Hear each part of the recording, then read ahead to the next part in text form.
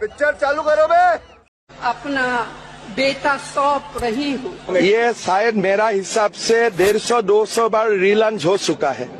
हर बार ऐसे ही करते हैं, मैं मेरा बेटा को सौंप देता हूँ, बट आपका बेटा को लेगा कौन?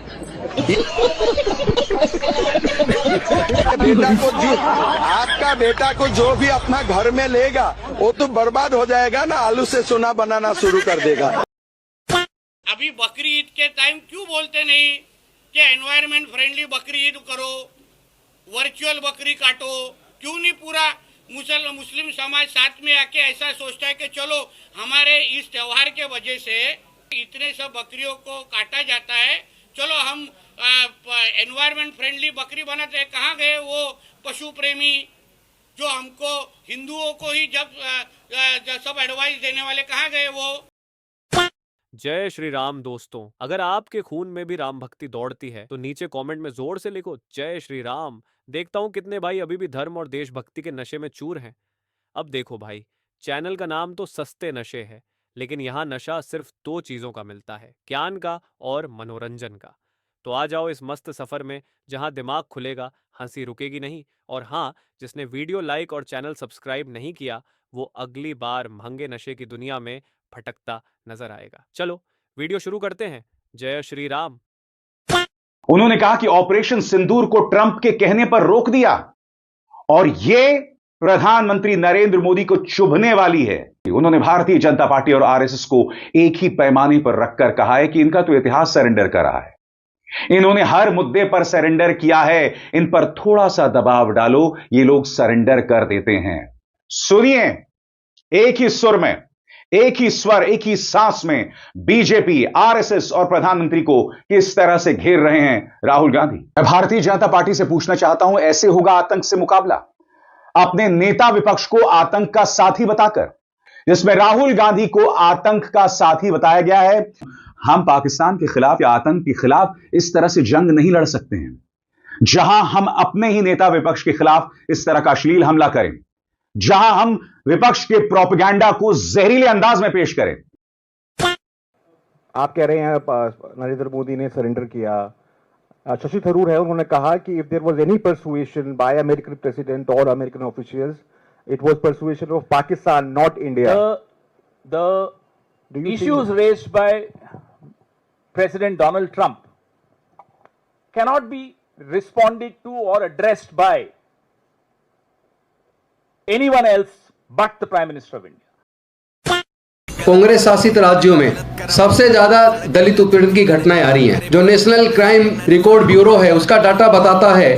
लेकिन एक सेकंड, गलत कर्म करे, मैंने कर्म करे, गलत कर्म करे, मैंने कर्म करे, गलत कर्म करे, दिया पलट मैंने तखत तेरा भरम, मैंने पौस, मैंने कर्म करे, गलत कर्म करे, मैंने कर्म करे, गलत कर्म करे।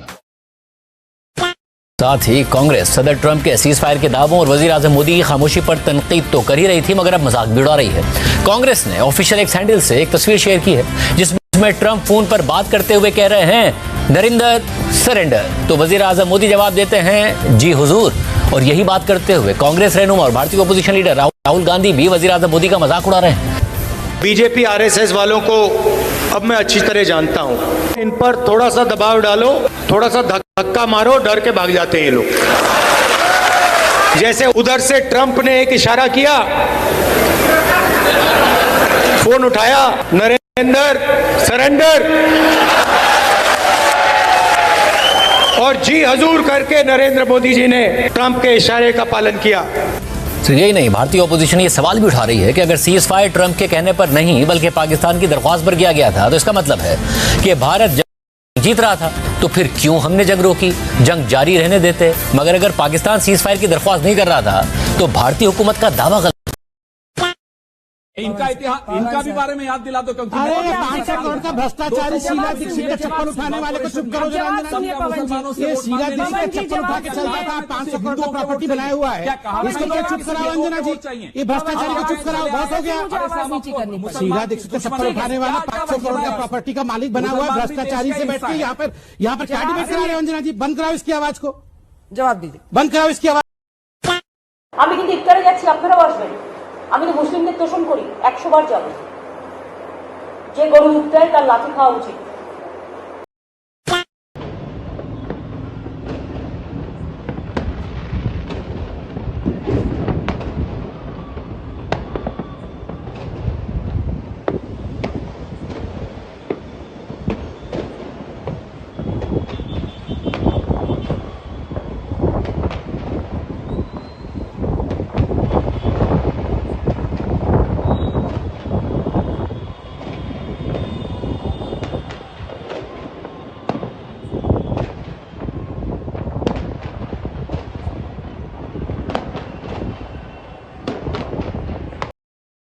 जिनका पारिवारिक इतिहास विदेशी स्त्रियों के मोह पाश में सरेंडर हो जाने का रहा हो, जिनके बाप दादाओं ने अपना टाइटल तक सरेंडर कर दिया हो, परदादा ने सियाचिन की हजारों वर्ग एकड़ भूमि चीन को बिना लड़े सरेंडर कर दी हो, जिसकी दादी ने 71 में 54 भारतीय सैनिक पाकिस्तान को सरेंडर कर दी हो, जीती हुई 13,000 वर्ग किलोमीटर भूमि शत्रु की लगभग आधी सेना पकड़ने के बाद बिना शर्त वापस सरेंडर कर दी हो, अपनी न्यूक्लियर तकनीक तक पाकिस्तान को सरेंडर करने को तैयार हो गई हो, पूरा संविधान अपने चरणों में सरेंडर करवाकर आपातकाल लगवाया हो, मिनी कॉन्स्टिट्यूशन बनवाया हो, जिसके पिता ने देश की सेना के तोपों को पैसों के लिए सरेंडर कर दिया हो, नौसेना युद्ध पोत को अपने व्यक्तिगत पिकनिक हेतु सरेंडर करवा लेता हो, भोपाल गैस नरसंहार के बाद एंडरसन को अपनी कार में बिठाकर अमेरिका को सरेंडर करता हो, आईपीकेएफ के माध्यम से विशेषज्ञों के सुझाव को अनसुना करते हुए श्रीलंका में सरेंडर कर स्वयं की हत्या का कारण बना, जिसके हत्यारों के समक्ष राजनीतिक बलिवेदी पर तुम्हारी माता ने सरेंडर कर दिया हो, जिसकी माता ने लाखों करोड़ के घोटालों के माध्यम से जनता के पैसे सरेंडर होते देखा है, वो फोर्स घोटालों में वांछित इटालियन अपराधी और पारिवारिक मित्र क्वात्रोची के बैंक अकाउंट 2006 में अनफ्रीज कराकर सरेंडर किया हो, जिसकी सीबीआई ने 2007 में प्रत्यर्पण हेतु पूरे डॉक्यूमेंट न दे पाई हो, जिसके बहनोई पर हजारों करोड़ रुपए की भूमि अपने नाम सरेंडर करवा लेने के आरोप हो, जो स्वयं यंग इंडियन नेशनल हेराल्ड के नाम पे 50 लाख देकर 2000 करोड़ की संपत्ति सरेंडर करवाने के आरोप झेलता जमानत पर घूम रहा है, शी जिनपिंग की गोद में बैठकर जिस पार्टी के लोग समझौते साइन कर सरेंडर करते हो, डोकलाम विवाद के मध्य चीनी राजनयिकों के समक्ष जिसने सरेंडर किया हो, जिसने भारतीय सेना के शौर्य पर सदैव ही साक्ष्य मांगे हैं, वो राहुल गांधी सरेंडर की बात कर रहा है। तुम्हारा पूरा इतिहास सरेंडर कर रहा है भाई।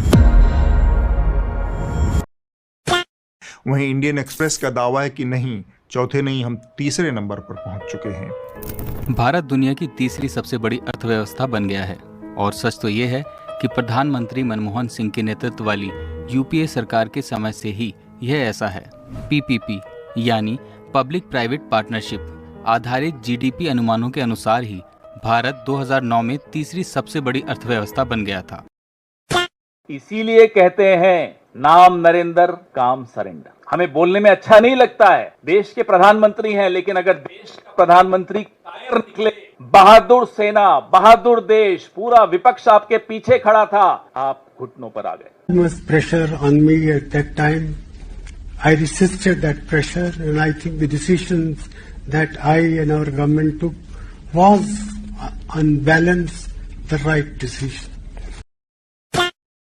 इसीलिए कहते हैं नाम नरेंद्र काम सरेंडर।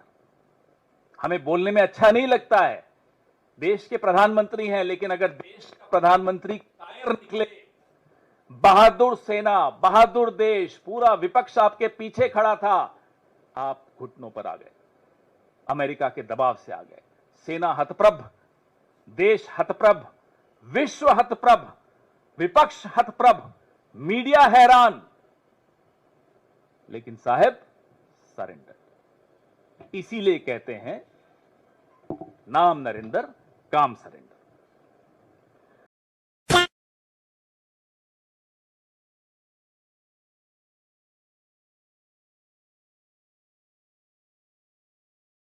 आप इस तरीके से टिप्पणी कर रहे हैं, मैं इनसे भी बात करती हूँ। इनको टिप्पणी पैदा होते ही हो गई इन पे। वो अल्लाह जब हुआ, इन्ना अल्लाह सुना, लुल्ली कटवा ली पहले। क्या बोला तूने? बचपन में ही हो गया।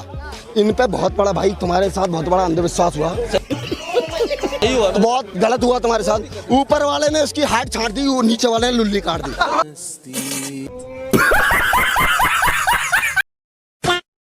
मैंने बोला कि आज चलते हैं, 1 हफ्ता हो गया है, तो उन्होंने बोला नहीं कल जाएंगे।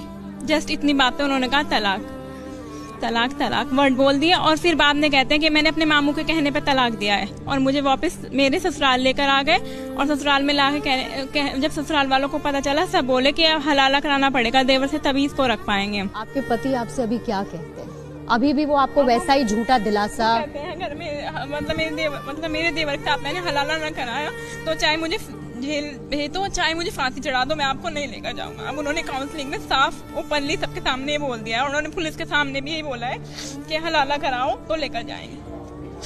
मतलब आपके पास उन्होंने कोई विकल्प नहीं छोड़ा, हलाला, तलाक, पहले 3 तलाक और फिर अब हलाला।